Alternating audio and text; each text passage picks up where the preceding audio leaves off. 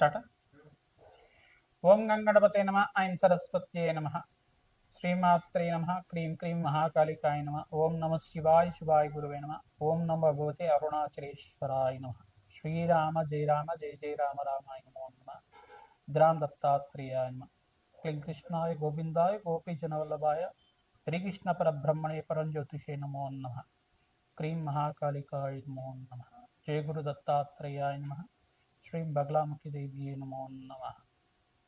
YouTube ప్రేక్షకులకి అందరికీ కూడా నమస్కారం అండి. నేను పాలపర్తి గురునాథ శర్మ జ్యోతిష్యం వాస్తు సిద్ధాంతిని మీకంతా కూడా ఈ యొక్క గ్రహాల యొక్క స్థితిగతి కలియిక వాటి ప్రభావం అంతా కూడా జ్యోతిష్య శాస్త్ర ప్రామాణికంగా అంతా కూడా విశ్లేషణ చేయడం జరుగుతుంది. ఈ రోజున మనం చెప్పబోయే టాపిక్ ఏంటిదంటే ప్రధానంగా శనీశ్వరుడి యొక్క కారకత్వాలంతా కూడా విశ్లేషణ చేయడం జరుగుతుంది. ప్రధానంగా శనీశ్వరుడి యొక్క దోషాలంతా కూడా ఏ రకంగా ఉంటాయి, మేషాది ద్వాదశ రాశుల వాళ్ళకి జన్మజాతకం ప్రకారంగా ప్రధానంగా చూసుకుంటే శనీశ్వరుడు అంతా కూడా కర్మ ఫలదాతగా చెప్పడం జరుగుతుంది. శనీశ్వరుడు అంతా కూడా ఏళ్ళనాటి శని ప్రభావాన్ని ఇవ్వడం అనేది జరుగుతూ ఉంటుంది. ప్రధానంగా చూసుకుంటే ప్రతి ఒక్క జాతకుడికి అంతా కూడా జాతకరీత్యా కానీ గోచారరీత్యా శని సంచారం మేరకి ఏళ్ళనాటి శని ప్రభావం అనేది ఉంటుంది. అంటే ప్రధానంగా చూసుకుంటే ఏ స్థానంలో శని సంచారం అయినప్పుడు గోచారరీత్యా ఏ స్థానం అంటే తమ రాశి నుంచి వెనకాల రాశి దాన్ని లెక్కగా చేసుకోవాల్సి ఉంటుంది. మీ రాశి నుంచి ఉన్న వెనకాల రాశిని అంతా కూడా వ్యయస్థానం అంటారు. జన్మస్థానం అంటారు. మళ్ళీ మీ రాశి ఉన్న స్థానంలో జన్మస్థానం అని చెప్పేసి అంటారు. మరి ధనస్థానం అని చెప్పేసి అంటే కుటుంబ స్థానము, ధనస్థానం అని చెప్పేసి అంటే కనుక మీ రాశి కన్నా ముందుండే స్థానం అంతా కూడా ద్వితీయ స్థానము, ధనస్థానం అని చెప్పేసి అంటారు. ఈ మూడు స్థానాల్లో కనుక గోచారరీత్యా శనీశ్వర సంచారం అంతా కూడా జరిగినప్పుడు మీకంతా కూడా ఏళ్ళనాటి శని ప్రభావం అనేది జరగడం జరుగుతుంది. తద్వారా మీకంతా కూడా గోచారరీత్యా ఫలితాలంతా కూడా చెప్పడం జరుగుతుంది. ప్రధానంగా ఈ ఫలితాలంతా కూడా చూసుకుంటే జన్మజాతకం ప్రకారంగా ఉంటాయి. కావున మీరు విశ్లేషణ చేసుకొని జాతకరీత్యా ఈ యొక్క జ్యోతిష్ సిద్ధాంతాలతో మీరంతా కూడా పరిహారం అంతా కూడా ఆచరించడం వల్ల శుభ ఫలితాలు పొందడానికి ఆస్కారం ఉంటుంది. ప్రధానంగా గోచారరీత్యా శనీశ్వర సంచారం మేరకి ఇంతకుముందు చెప్పిన విధానంగా అంతా కూడా మీకు గ్రహాల యొక్క గోచారరీత్యా శనీశ్వరుడి యొక్క గోచార సంచారం మేరకు మాత్రమే ఏళ్ళనాటి శని ప్రభావం అనేది 7.5 సంవత్సరం వరకు ఉంటుందన్నమాట. ప్రతి ఒక్క జాతకుడికి అంతా కూడా 2 సార్లు కానీ కొన్ని మంది జాతకులకి కనుక ఈ యొక్క వాళ్ళ ఆయుష్ ప్రమాణం బట్టి 3 సార్లు కూడా రావడం జరుగుతుంది. ప్రధానంగా చూసుకుంటే జాతకమే ప్రధానమైన జాతకంగా ఉంటుంది. జన్మ జాతకం పుట్టిన సమయాన్ని బట్టి, పుట్టిన లగ్నాన్ని బట్టి జాతకం అనేది ఆధారపడి ఉంటుంది. గోచారరీత్యా అంతా కూడా శనీశ్వర సంచారం అంతా కూడా చూసుకుంటే ప్రస్తుతానికంతా కూడా ఈ యొక్క మీనరాశిలో శనీశ్వర సంచారం అంతా కూడా జరుగుతుంది. ప్రధానంగా ఏళ్ళనాటి శని ప్రభావం అంతా కూడా చూసుకుంటే ఈ యొక్క మేషాది ద్వాదశ రాశుల వాళ్ళకి ప్రధానంగా మేషరాశి జాతకులకి ఏళ్ళనాటి శని ప్రభావం అనేది ఉన్నది. అంటే ప్రథమ దశలో ఉగాది నుంచి ప్రారంభమైంది. ఈ యొక్క ప్రథమ దశలో ఇప్పుడే ప్రారంభమైంది కాబట్టి వాళ్ళకి ఏళ్ళనాటి శని ప్రభావం 7.5 సంవత్సరాల వరకు ఉంటుంది. మళ్ళీ ఇక్కడ చూసుకుంటే శనీశ్వరుడు అంతా కూడా మీనరాశి వాళ్ళకంతా కూడా 2వ స్థానంలో ప్రధానంగా చూసుకుంటే వాళ్ళకి మేషరాశిలో అంటే మేషరాశి నుంచి వాళ్ళకంతా కూడా చూసుకుంటే వ్యయస్థానం అవుతుంది. శనీశ్వరుడు అంతా కూడా మీనరాశి. ఈ యొక్క ప్రథమ దశలో అంతా కూడా మేషరాశి వాళ్ళు ఉంటారు. మీనరాశి వాళ్ళు చూసుకుంటే జన్మస్థ శని దోషం అని చెప్పేసి అంటారు. దీన్నంతా కూడా 2వ దశలో మీనరాశి వాళ్ళు ఉంటారు. తద్వారా మీకంతా కూడా చూసుకుంటే ఏళ్ళనాటి శని ప్రభావం అంతా కూడా కొంచెం ప్రబలంగా ఉండడానికి ఆస్కారం ఉంటుంది. ఎటువంటి భయాలు అంతా కూడా పెట్టుకోవాల్సిన అవసరం లేదు. శనీశ్వరుడు అంతా కూడా ప్రశాంతమైన చిత్తంతో భగవంతుడు ఆరాధన చేసిన వాళ్ళకి, శ్రీరాముడి ఆరాధన చేసిన వారికి ప్రధానంగా శ్రీరామచంద్ర స్వామి యొక్క నామస్మరణం మాత్రం చేతిని శ్రీరామ జయ రామ జయ జయ రామ రామ అనే నామాన్ని అంతా కూడా స్మరించడం మాత్రం చేతిని సకల గ్రహదోషాలు నివారణ అవుతాయి, పటాపంచలు అవుతాయి. ప్రధానంగా కోటి యజ్ఞాల ఫలితాలు ప్రధానంగా అగ్నిష్టోమ, వాజపన, శాంతపన, బ్రహ్మయజ్ఞాతి, శతశస్త్రాశ్వమేధ యాగాదులు కోటి యజ్ఞాల ఫలితం అంతా కూడా భగవంతుడి నామస్మరణ మాత్రం చేతనే వస్తూ ఉంటాయి. మీరు ప్రధానంగా చూసుకుంటే మనోవాంఛలంతా కూడా తీరాలి. ప్రధానంగా ధార్మికమైన జీవితం జీవిస్తూ ప్రతినిత్యం కూడా భగవంతుడు ఆరాధన చేస్తే శనీశ్వర దోషం అంతా కూడా ఎటువంటి ప్రభావం లేకుండా ఉంటుంది. ధార్మికమైన జీవితం జీవించాలి. ధర్మపదంగా జీవితాన్ని జీవించడానికి ప్రయత్నం చేయాలి. ప్రతి విషయంలో కూడా ధర్మపదంగా జీవితాన్ని నడవడిక అనేది ఉంటే కనుక అమ్మవారి అనుగ్రహం వల్ల మీకు అంతా కూడా మంచి జరగడానికి ఆస్కారం ఉంటుంది. సకల గ్రహదోష నివారణకంతా కూడా మీకు పరిష్కారం చెప్పడం జరుగుతుంది. ప్రధానంగా ఈ యొక్క మీనరాశి వాళ్ళకి 2వ దశలో ఉంటుంది. కుంభరాశి వాళ్ళకంతా కూడా 3వ దశలో ఏలినాటి శని ప్రభావం అనేది ఉంటుంది. ఈ గ్రహ దోషాలంతా కూడా నివారణ అవ్వాలి అంటే కనుక ప్రధానంగా కాలభైరవ స్వామి ఆరాధన విశేషంగా చేసుకుంటూ ఉండాలి. ప్రతినిత్యం కూడా ప్రతి మాసంలో మీరు పౌర్ణమి లేదు అమావాస్య వేళల్లో కానీ, మరి అష్టమి నవి తిథుల్లో కానీ, ప్రధానంగా శనివారం వేళల్లో కానీ రావి చెట్టు వేప చెట్టు ఉన్న ప్రాంతం దగ్గర ఈ యొక్క నువ్వుల నూనెతో దీపారాధన చేసి అక్కడ పిప్పలాద ఋషి ప్రోక్త శని స్తోత్రం అనే స్తోత్రం ఉంటుంది. ఆ స్తోత్రాన్ని అంతా కూడా ప్రతినిత్యం కూడా పఠనం చేసుకోవడం, పిప్పలాద ఋషి యొక్క నామస్మరణ మాత్రం చేతిని ఏలినాటి శని ప్రభావం అంతా కూడా నివారణ అవుతుందని చెప్పేసి వరమిచ్చారన్నమాట. ఈ యొక్క తద్వారా పిప్పలాద ఋషి యొక్క చరిత్రనంతా కూడా పారాయణం చేసుకోవడం, వెంకటేశ్వర స్వామి వారికి ఆరాధనతో మీరు పిండి దీపారాధన అంతా కూడా ఆచారం మేరకి మీకు అదంతా కూడా ఇంట్లో పిండి దీపారాధనంతో చేసి వెంకటేశ్వర స్వామి వారి యొక్క నామస్మరణ చేసుకోవడం, గోవింద నామాలు కానీ అష్టోత్తర నామాలు కానీ తులసిమాల సమర్పించి అంతా కూడా తులసితోటి అష్టోత్తర నామాలు అంతా కూడా ఆచరించడం వల్ల ఏలినాటి శని ప్రభావం పోతుంది. తద్వారా మీకు అంతా కూడా ఆనందమైన జీవితం జీవించడానికి అష్టైశ్వర్య ప్రాప్తి కలగడానికి ఆస్కారం ఉంటుంది. కర్మఫలదాత శని అంతా కూడా ప్రధానంగా చూసుకుంటే శనిశ్చరాయ నమః, నిదానంగా నడిచేవారు అని చెప్పేసి, మందగమనుడు అని చెప్పేసి చెప్తారు. ఛాయా మార్తాండ సంబుద్ధుడిగా చెప్పడం జరుగుతుంది. న్యాయ నిర్ణేతగా, న్యాయ ఫలదాతగా కర్మ ఫలితాన్ని అనుభవించే విధంగా చేయడం జరుగుతుంది. శనీశ్వరుడు అంతా కూడా ప్రధానంగా చూసుకుంటే ధర్మపదంగా జీవితం జీవించే వాళ్ళకి ఎటువంటి దోషాలంతా కూడా లేకుండా చేస్తారు. రాజునంతా కూడా వాళ్ళ ధార్మికమైన జీవితం అంతా కూడా ఏ రకంగా ఉంది, ధర్మపదంగా జీవిత విధానం ఉందా లేదా, వీళ్ళు జీవితంలో అంతా కూడా ఎటువంటి శ్రేయస్సు కోరుకుంటున్నారు, ప్రధానంగా మానవాళికంతా కూడా ఎటువంటి శ్రేయస్సు చేస్తున్నారు అనేది రాజు యొక్క జీవిత విధానం బట్టి ఉంటుంది. ఈ యొక్క రాజునంతా కూడా పరీక్ష పెడుతుంటారు. తద్వారా మీకంతా కూడా మానవాళికి శ్రేయస్సు ఏ రకంగా జరుగుతూ ఉంటుంది.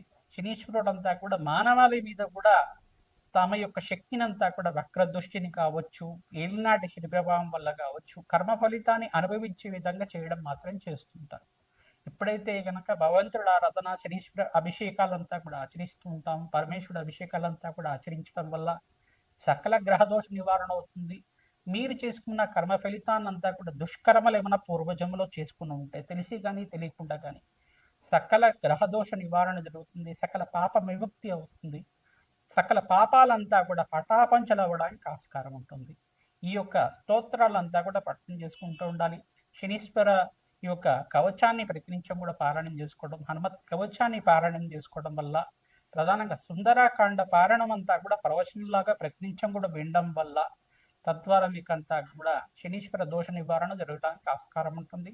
ప్రధానంగా బాలకాండని రామాయణంలో బాలకాండనంతా కూడా వినడం వల్ల మీకు సకల గ్రహదోష నివారణ అవడానికి ఆస్కారం ఉంటుంది. సీతారాముల కళ్యాణ ఘట్టానంతా కూడా ప్రతినిత్యం కూడా పారాయణం చేసుకోవాలి. ప్రధానంగా సీతారాముల కళ్యాణం అంతా కూడా ఏ రకంగా జరిగిందని ప్రవచనంలాగా వింటూ ఉండడం వల్ల ఏలినాటి శని ప్రభావం అంతా కూడా నివారణ అవుతుంది. సంతాన అభివృద్ధి కలుగుతుంది, సత్సంతాన యోగం కలుగుతుంది, శీఘ్ర కళ్యాణ యోగం కలగడానికి ఆస్కారం ఉంటుంది, వంశాభివృద్ధి కలగడానికి ఆస్కారం ఉంటుంది, అష్టైశ్వర ప్రాప్తి కలగడానికి ఆస్కారం ఉంటుంది. ఇటువంటి పారాయణాలు చేసుకోవడం వల్ల అష్టైశ్వర ప్రాప్తి కలుగుతుంది. తిలహోమం అని చేస్తూ ఉంటారు. ప్రధానంగా పురుష సూక్త విధానంగా మూలమంత్ర సహితంగా ఈ యొక్క కాలభైరవ శాంతి హోమాది కార్యక్రమాలు కానీ, ప్రత్యంగరాదేవి హోమాది కార్యక్రమాలు కానీ, ప్రధానంగా మహాకాళి మూలమంత్ర సహితంగా కాలభైరవ శాంతి హోమాది కార్యక్రమాలు కానీ, దత్తాత్రేయ శాంతి హోమాది కార్యక్రమాలు కానీ ఆచరించడం వల్ల ఏలినాటి శని ప్రభావం అంతా కూడా నివారణ అవడానికి ఆస్కారం ఉంటుంది. ప్రధానంగా హనుమతారాధనలో భాగంగా ప్రతినిత్యం కూడా సింధూరాభిషేకాది కార్యక్రమాలు, వడమాల సమర్పించడం, నాగవల్లి దళార్చన పూజ అంతా కూడా ఆచరించడం, అరటి పళ్ళంతా కూడా స్వామివారికి నివేదన చేసి, అరటి పళ్ళతో అష్టోత్తర నామాలు సహస్రనామాలతో చేసి ఆ అరటి పళ్ళంతా కూడా స్వామివారికి నివేదన చేసి ఆ అరటి పళ్ళతోటి హోమానంతా కూడా ఆచరించడం, మూలమంత్ర సహితంగా శ్రీరామ మూలమంత్ర సహితంగా హనుమత్ మూలమంత్రంతో సంపుటితం చేసుకొని హోమానంతా కూడా ఆచరించి ఆ అరటి పళ్ళంతా కూడా నివేదన చేసిన అరటి పళ్ళని కూడా భక్తులకి పంచడం వల్ల మీ జాతకరీత్యా ఉన్న సకల గ్రహదోష నివారణ అవుతుంది. మన్య సూక్త పారాయణం ఆచరించాలి. తద్వారా పవమాన సూక్తం పారాయణం ఆచరించడం వల్ల సకల గ్రహదోష నివారణ అవుతుంది. తద్వారా అష్టేశ్వర ప్రాప్తి కలగడానికి ఆస్కారం ఉంటుంది. శ్రీరామ జయ రామ జయ జయ రామ రామ నామాన్ని ప్రతినిత్యం కూడా నామాన్ని స్మరణం చేయండి. తద్వారా నామస్మరణ చేసుకుంటూ హనుమత్ ఆలయంలో ప్రదక్షిణాలు చేయడం, ప్రధానంగా శ్రీరామచంద్ర స్వామి ఆలయంలో కూడా ప్రదక్షిణాలు ఆచరించడం, ప్రతినిత్యం కూడా నవగ్రహాలకి 27 ప్రదక్షిణాలు చేయడం వల్ల మంచి పుణ్యం కలుగుతుంది. సకల గ్రహదోష నివారణ అవుతుంది. ఏలినాటి శని ప్రభావం, అర్ధాష్టమ శని ప్రభావం అంతా కూడా నివారణ అవడానికి ఆస్కారం ఉంటుంది. ప్రధానంగా ధనుస్సు రాశి జాతకులకంతా కూడా చూసుకుంటే దృష్టి అనేది పడింది. ప్రధానంగా దశమ దృష్టి అంతా కూడా ధనుసు రాశి జాతకులకంతా కూడా పడింది. సప్తమ దృష్టి అంతా కూడా కన్యారాశి వాళ్ళకంతా కూడా పడింది. ఈ గ్రహదోషాల నివారణ అంతా కూడా కలగడానికి మీకు అంతా కూడా గ్రహదేవతల అనుగ్రహం కావాలి. ప్రధానంగా శనీశ్వరుడు అంతా కూడా మీకు అనుగ్రహించడానికి ప్రతినిత్యం కూడా శనీశ్వరుడికంతా కూడా ప్రీతికరంగా శనీశ్వరుడికి ఈ యొక్క తైలాభిషేకము, తిలదానం చేయించుకోవడం వల్ల శుభమైన ఫలితాలు పొందడానికి ఆస్కారం ఉంటుంది. తద్వారా మీకు కర్మ ఫలితాన్ని నుంచి బయటపడి అదృష్ట యోగం కలిసి రావడానికి శనీశ్వరుడు అనుగ్రహం, ఆశీర్వాదం వల్ల మంచి ఫలితాలు పొందడానికి ఆస్కారం ఉంటుంది. శనీశ్వరాయ నమః. దత్తాత్రేయాయ నమః. సింహరాశి, సింహలగ్న జాతకులు జాతకం తెలిసి ఉంటే కనుక జాతకాన్ని చూసుకోండి. లేదు రాశి తెలిసి ఉంటే కనుక రాశిని చూసుకోండి. ప్రధానంగా జాతకరీత్యా మీకు శనీశ్వరుడు ఇక్కడ సప్తమాధిపతి అయినవాడు కావున మీకు అంతా కూడా దోషకారిగా ఉంటే, పాపగ్రహంతో పాటు సంయోగంలో కానీ కలత్రం కానీ ఉంటే కనుక, కలిసి ఉంటే కనుక ఇక్కడ సప్తమాధిపతి అత్యంత యొక్కరంగా ఉండాలి. అది యొక్క శనీశ్వర సంచారం అంతా కూడా గోచారీత్యా కొంచెం ఇక్కడ దృష్టి అనేది ఉంది కావున అష్టమ స్థానంలో అంతా కూడా సంచారం జరుగుతుంది కావున సింహరాశి జాతకులు అత్యంత అప్రమత్తంగా ఉండాలి. ఇక్కడ అదృష్టమైన యోగం ఏంటిదంటే ఏకాదశ స్థానంలో బృహస్పతి సంచారం అత్యంత యోగకరంగా ఉంది. మీకు అంతా కూడా ప్రధానంగా ఇక్కడ మీరు దత్తాత్రేయ ఆరాధన, హనుమత్ ఆరాధన విశేషంగా చేసుకోవడం వల్ల జాతకరీత్యా ఉన్న సకల గ్రహదోష నివారణ అవడానికి ఆస్కారం ఉంటుంది. అష్టమ శని దోష నివారణ కోసం ప్రతినిత్యం కూడా శనీశ్వర ప్రీతికరంగా శనీశ్వరుడికి తైలాభిషేకం ఆచరించడం, ప్రధానంగా పులిహోర నివేదన చేసి భక్తులకు పంచడం వల్ల హనుమత్ దేవాలయంలో విశేషమైన పుణ్య ఫలితాలు పొందడానికి ఆస్కారం ఉంటుంది. వడమాలను సమర్పించడం వల్ల జాతకరీత్యా ఉన్న సకల గ్రహదోష నివారణ అవడానికి ఆస్కారం ఉంటుంది. ప్రధానంగా ఈ యొక్క పానకం, బెల్లం పానకంలో మిరియాలు కొద్దిగా వేసి ఆ పానకాన్ని అంతా కూడా నివేదన చేసి హనుమత్ దేవాలయంలో కానీ, లక్ష్మీ నరసింహస్వామి దేవాలయంలో కానీ ఆ పానకాన్ని అంతా కూడా భక్తులకు పంచడం వల్ల జాతకరీత్యా ఉన్న సకల గ్రహదోష నివారణ అవ్వడానికి ఆస్కారం ఉంటుంది.